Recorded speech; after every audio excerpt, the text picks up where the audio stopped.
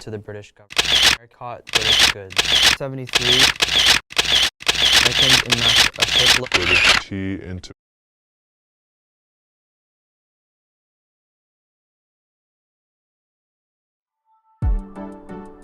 Halo teman-teman semua, selamat datang dan selamat bergabung di kelas psikoedukasi hari ini.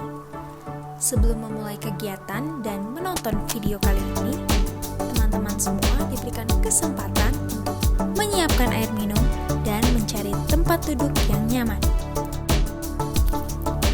Di awal video, teman-teman sudah melihat beberapa cuplikan foto, video mengenai presentasi yang dianggap membosankan, tidak menarik, tidak maksimal oleh peserta. Tapi pastinya teman-teman semua ingin memberikan presentasi yang baik, yang menarik, yang dapat dimengerti oleh setiap peserta. Saya juga yakin bahwa teman-teman semua pasti ingin setiap peserta aktif berpartisipasi ketika teman-teman melakukan presentasi. Maka dari itu, pada kesempatan kali ini, saya, Jocelyn Velita, dan rekan saya, Yohanes Alexander, akan menyampaikan psikoedukasi yang berjudul Preparing Brain-Friendly Presentations. Dengan tujuan agar teman-teman semua dapat menerapkan dan memahami bagaimana cara yang baik untuk menyiapkan presentasi yang ramah pikiran. Sebelumnya, teman-teman pasti sudah tidak merasa asing lagi mengenai presentasi. Bahkan beberapa dari teman-teman semua sudah pernah melakukan yang namanya presentasi. Presentasi merupakan metode penyebaran informasi dalam setting kelas yang paling efisien karena berguna untuk menyampaikan informasi pada sekelompok besar, terutama ketika informasi yang disampaikan merupakan pengetahuan umum atau pengetahuan yang dasar. Jadi tidak heran kalau presentasi merupakan alat standar yang biasanya digunakan dalam suatu training. Namun terkadang metode presentasi ini dapat menyebabkan audiens tidak mengalami proses belajar secara maksimal. Hal ini dapat dikarenakan teman-teman semua hanya menempatkan audiens sebagai pendengar dikala teman-teman melakukan presentasi. Sampai di sini, coba teman-teman ingat-ingat kembali dan refleksikan kembali apakah teman-teman telah melibatkan peserta secara aktif.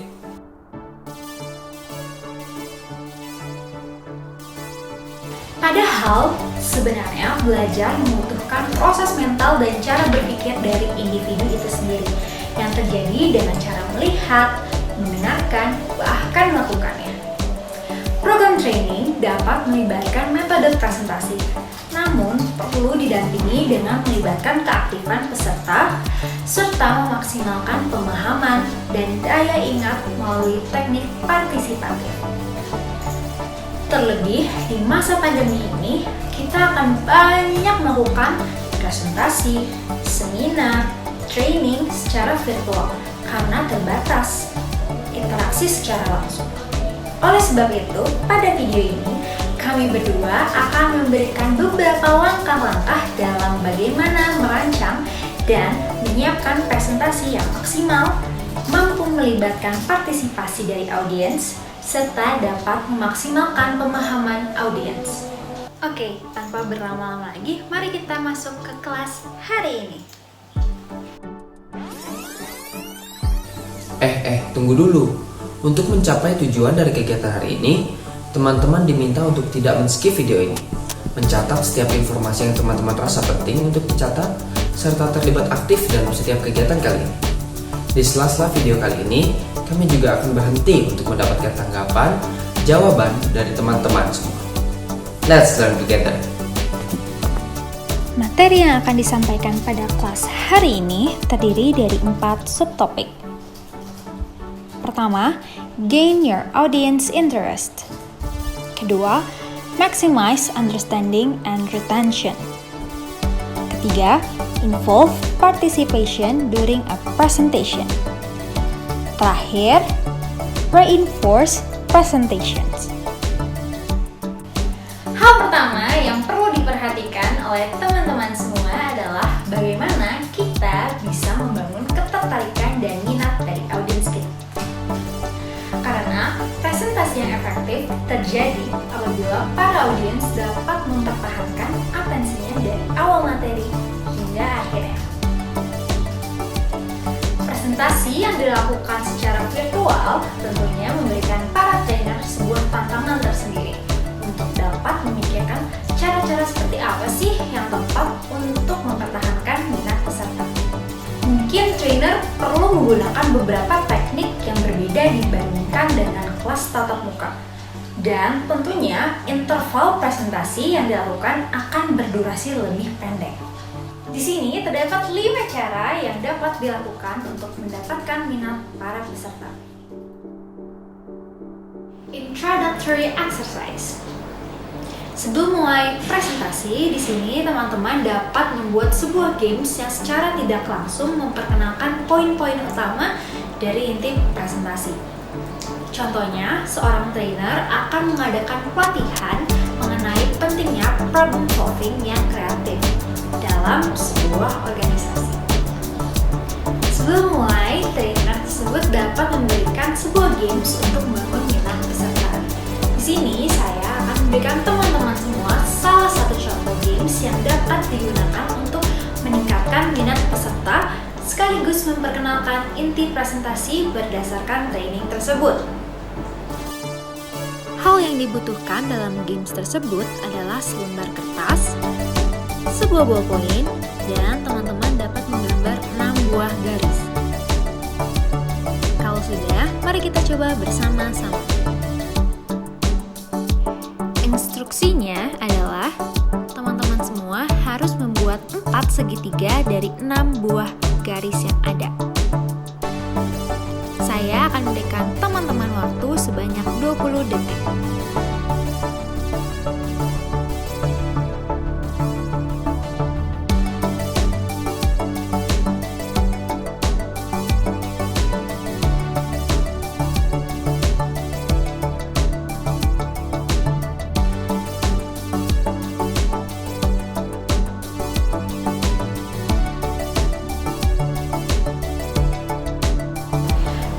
Beberapa dari teman-teman bingung dan mengeluh karena tidak bisa membuat 4 segitiga.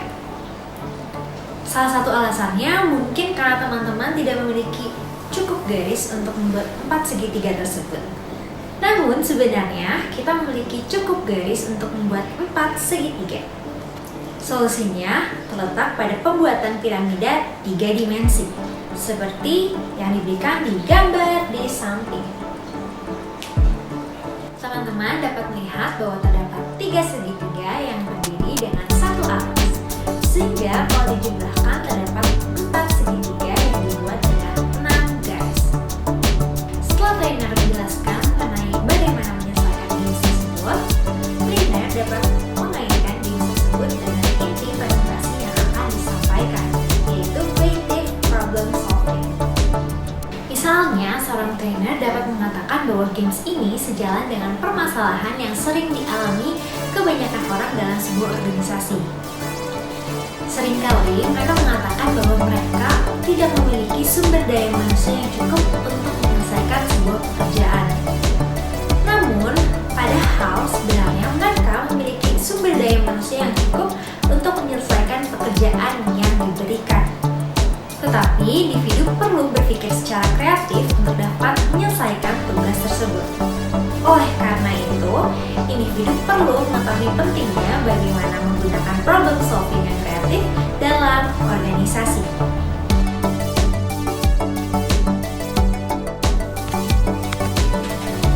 Dalam cara yang kedua ini, teman-teman dapat menggunakan cerita singkat yang menarik tentang pekerjaan, cerita fiksi ataupun grafik yang memfokuskan perhatian audiens pada materi presentasi yang akan disampaikan. Sebagai contoh, seorang trainer menerima tugas untuk memberikan pelatihan manajemen waktu kepada sekelompok administrator rumah sakit. Sebelum membahas materi tentang organisasi dan pemborosan waktu, dia memulai presentasinya dengan cerita pembuka setelah ini. Suatu hari, di sebuah kota hiduplah seorang bernama Charles Schwab. Dia adalah seorang presiden di perusahaan produsen baja Bethlehem Steel. Dia memberi tantangan kepada konsultannya yang bernama Ivy Lee.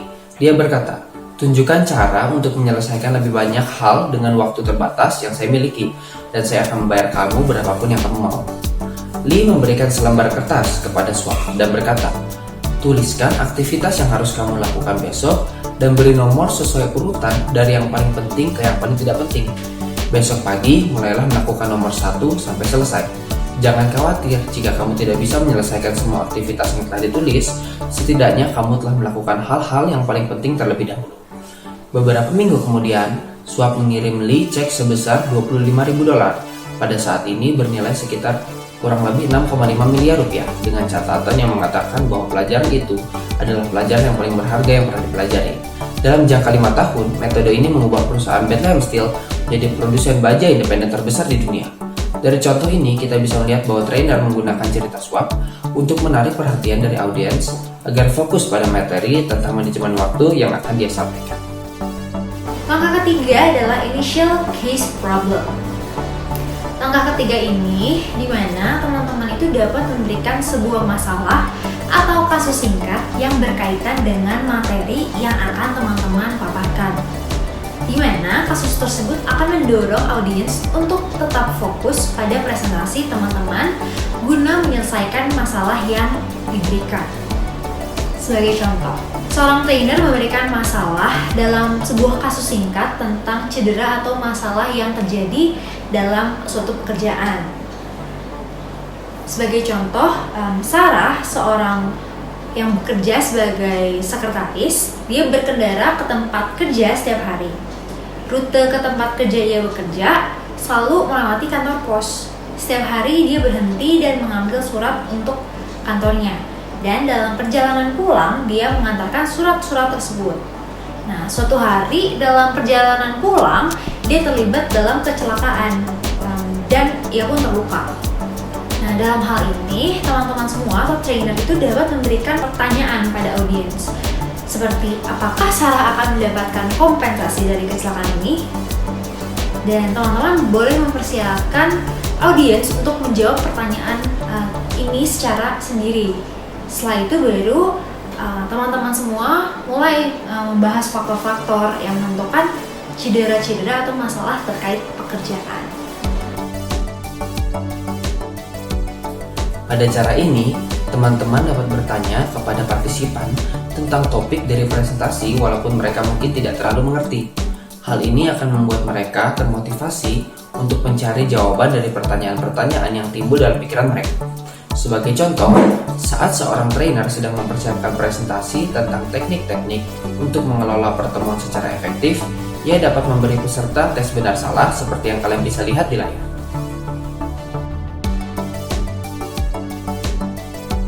Pada contoh ini, trainer tidak akan membahas jawaban secara langsung, namun dia berjanji kepada peserta bahwa jawaban yang benar akan terlihat selama materi disampaikan.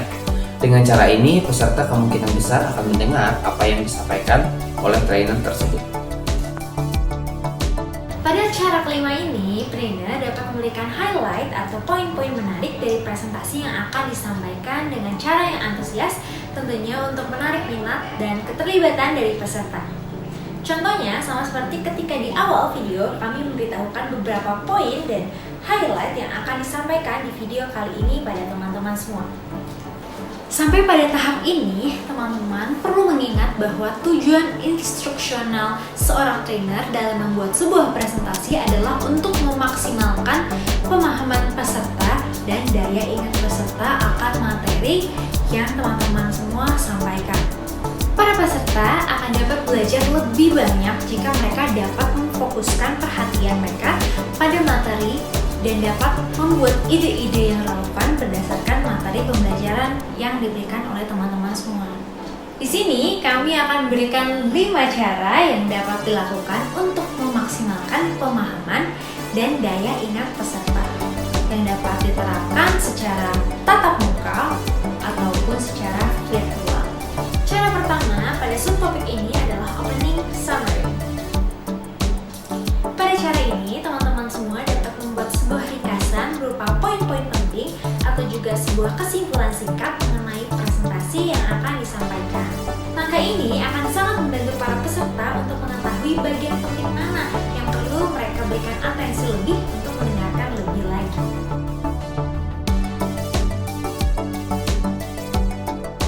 Contohnya, seorang trainer akan melakukan sebuah training pada Departemen Angkatan Laut. Dalam hal ini, trainer dapat membuat sebuah ringkasan pembuka seperti memberikan gambaran sketsa dari materi yang akan disampaikan. Trainer kemudian dapat membuat kesimpulan singkat. Setelah membuat suatu simpulan singkat, trainer dapat memulai program trainingnya.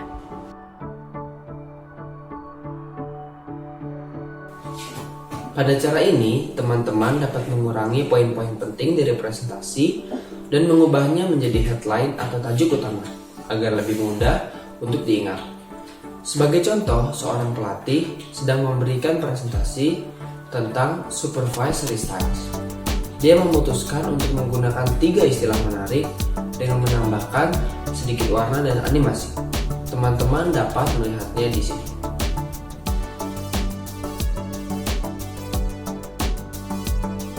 Dengan ini, peserta akan lebih mudah untuk mengingat poin-poin yang akan disampaikan. Pada cara ini, teman-teman dapat mempersiapkan sebanyak-banyaknya ilustrasi dari kejadian nyata yang berhubungan dengan ide dari presentasi yang akan disampaikan. Sebagai contoh, dalam sebuah pelatihan tentang keluarga dan tanggung jawab, trainer menjelaskan bahwa anggota keluarga mungkin bukan penyebab kurangnya tanggung jawab yang terjadi pada seorang ayah, tetapi mungkin berperan dalam mempertahankan masalah yang sudah ada. Dia kemudian memberikan contoh sebagai berikut. Terdapat pria bernama John, seorang pria yang kurang memiliki rasa tanggung jawab dalam hal finansial terhadap keluarganya. Dia tidak mau bekerja. Istrinya May, seorang dokter, memainkan peran kunci dalam memungkinkan John untuk tetap tidak bertanggung jawab dengan melakukan banyak tanggung jawab yang seharusnya dilakukan oleh John, memberikan penghasilan tambahan, dan membayar biaya pemeliharaan rumah, sehingga May dapat memastikan bahwa rumah tangga berjalan dengan lancar. Dengan melakukan ini, tentu saja dia mencegah John dari keharusan untuk berhenti dari rasa acuh tak acuhnya terhadap keluarganya sendiri. Pada cara ini, teman-teman dapat membuat analogi tentang perbandingan antara materi, pengetahuan, dan pengalaman yang telah dimiliki oleh seseorang. Sebagai contoh, trainer dapat menganalogikan kemampuan tubuh untuk menahan stres seperti sebuah tong yang meluap ketika air mencapai puncak. Kita semua memiliki sebuah tong untuk menahan stres kita. Saat tong mulai diisi, kita mulai mengalami gejala yang berhubungan dengan stres. Ketika mereka mencapai titik meluap, kita mungkin memiliki penyakit serius. Teman-teman dapat menggunakan flip chart, slide PowerPoint atau handout singkat sehingga peserta dapat melihat dan mendengar apa yang dikatakan. Sebagai contoh, untuk menjelaskan konsep win-win negotiation, seorang trainer menunjukkan urutan kartun sebagai berikut. Mungkin di antara teman-teman semua yang ada di sini pernah mengalami kondisi di mana para peserta masih cenderung pasif dalam presentasi, webinar, atau kelas yang diadakan. Walaupun sebenarnya presentasi yang teman-teman bawakan sudah sangat baik. Dalam hal ini, kami akan memberikan 5 langkah yang dapat diaplikasikan oleh teman-teman semua untuk dapat melibatkan partisipan selama berjalannya presentasi. Tentunya, hal tersebut akan mendorong peserta untuk dapat terlibat aktif selama presentasi tersebut.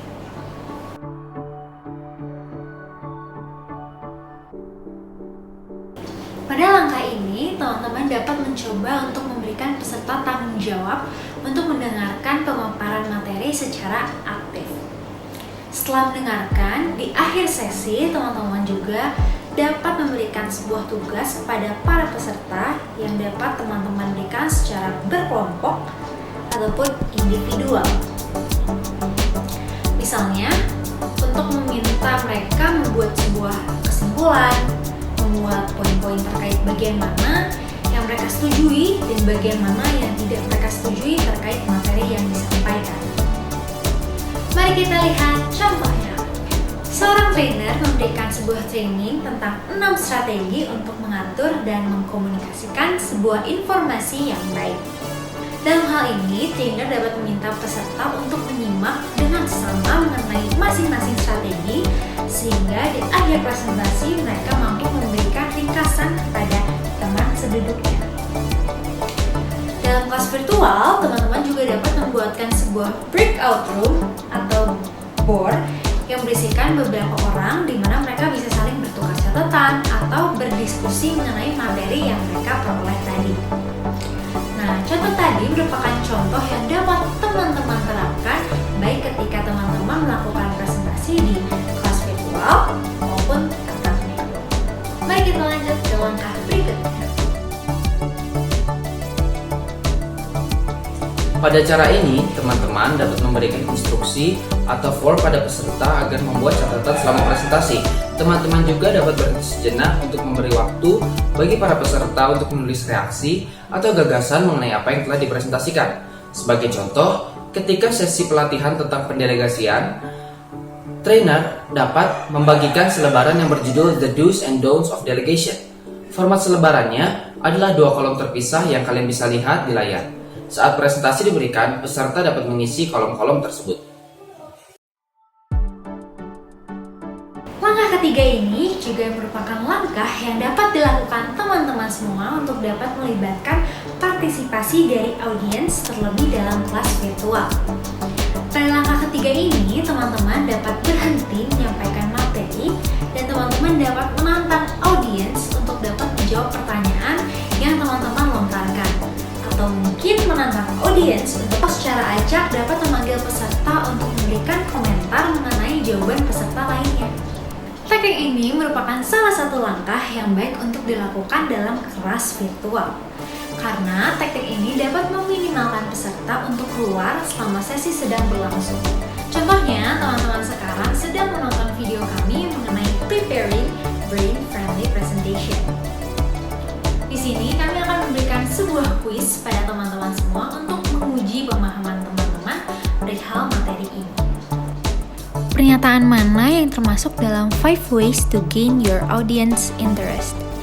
A. Listening role. B. Analogies. C. Introductory exercise. Kuis ini akan berbentuk pilihan ganda. Teman-teman akan diberikan waktu selama 10 detik untuk menjawabnya. Are you ready? Oke, mari kita mulai.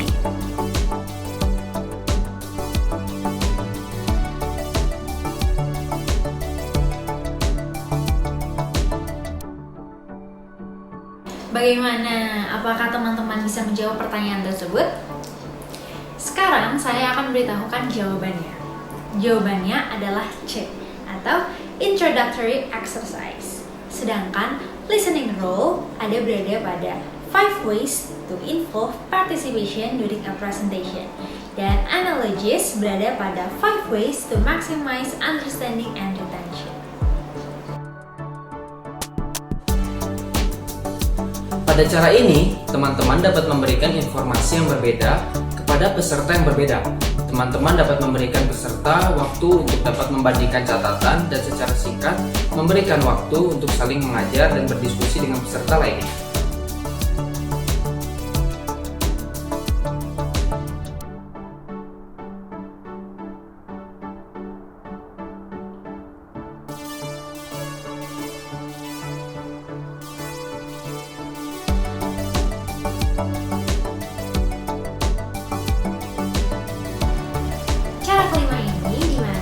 Sesi presentasi, teman-teman dapat menyelimi presentasi dengan kegiatan singkat yang menjelaskan mengenai informasi, ide, dan skill yang ingin disampaikan pada para peserta. Misalnya, seorang trainer memberikan sebuah training kepada manajer. Kemudian, ia dapat menyelimi presentasinya dengan sebuah kegiatan yang akan mendukung materi yang akan disampaikan. Setelah kegiatan selesai dilakukan, ia memberikan sebuah esensi dari kegiatan tersebut. Kemudian barulah trainer tersebut menyampaikan materi secara lebih detail yang merujuk pada kegiatan yang dibahas tadi.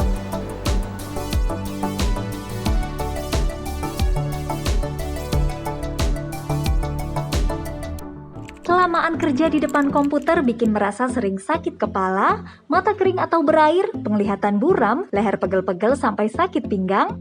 Bisa jadi kamu mengalami yang namanya Computer Vision Syndrome atau CVS. Apa sih CVS dan gimana cara mengatasinya? Ini kata dokter. Di era digital sekarang ini, kita nggak bisa lepas dari komputer atau laptop, entah untuk kebutuhan kerjaan atau sekedar hiburan. Sayangnya, mantengin komputer lebih dari 4 jam per hari bisa bikin pusing, sakit kepala, mata kering atau berair, penglihatan buram, leher pegel-pegel, sampai sakit pinggang. Kumpulan gejala-gejala tadi akibat penggunaan komputer berlebihan namanya Computer Vision Syndrome atau Digital Eye Strain. Gimana cara mengatasinya? Atur jarak layar komputer dengan pandangan sekitar 1 lengan atau 100 cm. Sebaiknya posisi layar monitor sejajar dengan mata atau posisinya 15% lebih rendah dari bidang horizontal mata biar mata dan leher gak pegel. Jangan sampai posisi layar lebih tinggi dari mata. Atur kontras dan kecerahan monitor. Sebaiknya pencahayaan workstation kamu nggak lebih dari 3 kali rata-rata pencahayaan monitor. Penting, pastikan posisi duduk ergonomis selama kerja di depan komputer. Jangan sambil nunduk, miring, atau sambil rebahan. Dan, berkedip lebih sering untuk mencegah mata kering.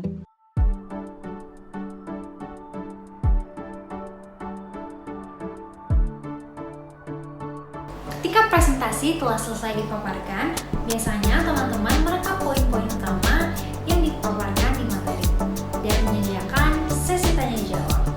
Namun di sini saya akan memberikan 5 cara yang lebih menarik dan interaktif untuk memperkuat dan memperjelas apa yang telah dipaparkan. Teknik ini dapat digunakan dalam kelas tatap muka secara langsung ataupun virtual. Dalam hal ini, kita dapat mengundang peserta untuk dapat bertanya kepada trainer. Pada cara ini, teman-teman dapat meminta peserta untuk meninjau isi presentasi satu sama lain dan menghafal poin-poin utama yang didapat atau memberi mereka self-scoring test sendiri.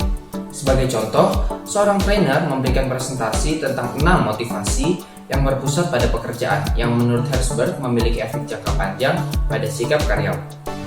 Setelah selesai, ia meminta peserta untuk menyimpan catatan mereka dan menghafal 6 motivasi ini, memberikan contoh pada masing-masing motivasi, lalu mempersilahkan mereka untuk memeriksa jawaban mereka. Kegiatan ini juga dapat dilakukan dalam kelas virtual. Pada cara ini, teman-teman dapat meminta peserta untuk merenungkan implikasi dari hasil pemaparan materi bagi diri mereka.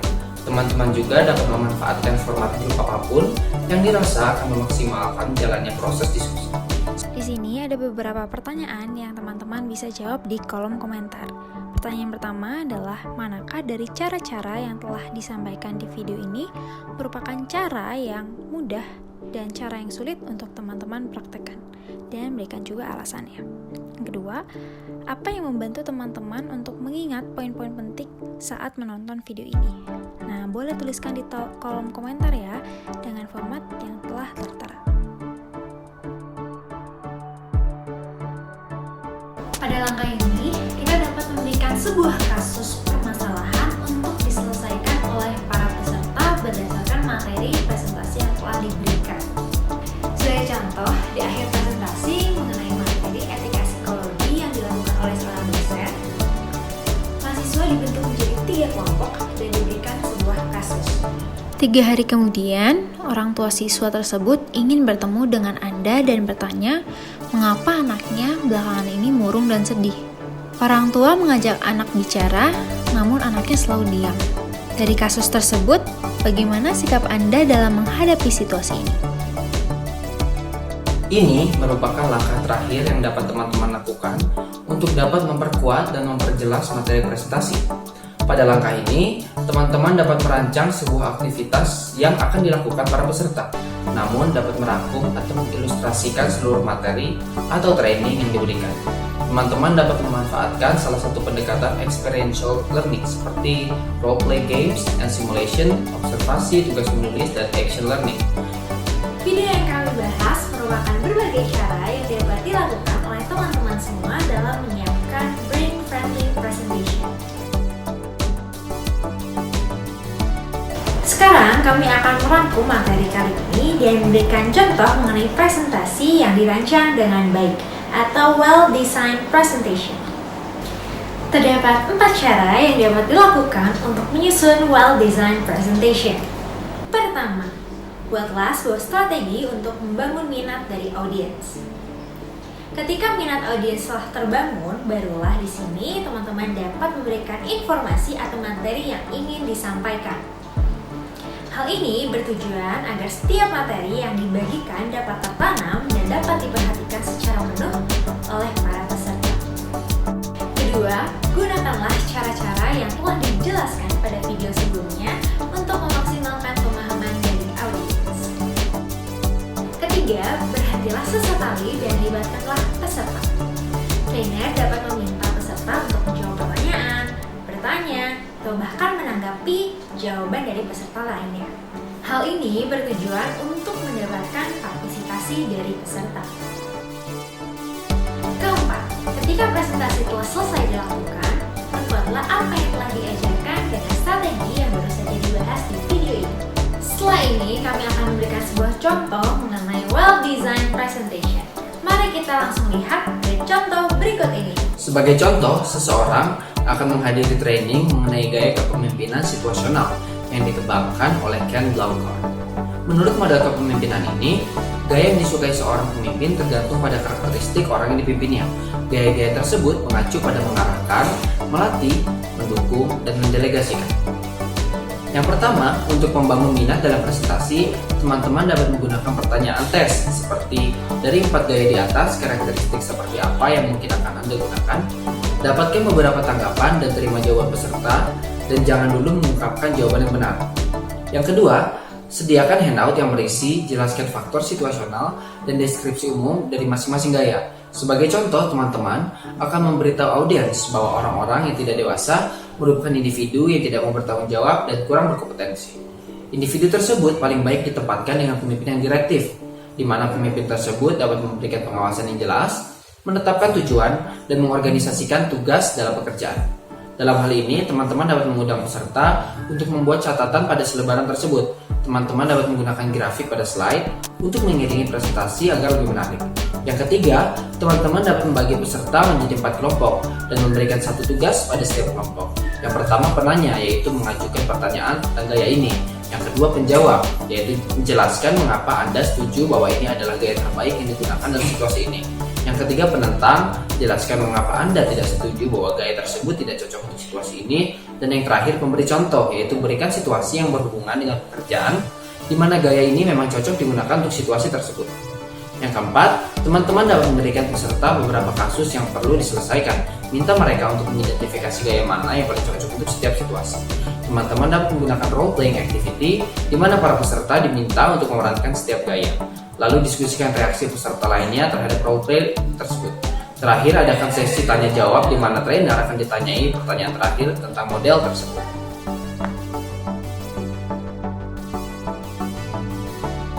Sekian video pemaparan hari ini. Saya Jocelyn Verita. Dan saya Yohanes Alexander, pamit undur diri. Sampai bertemu di lain kesempatan. Thank you for watching. And God bless you. Bye-bye.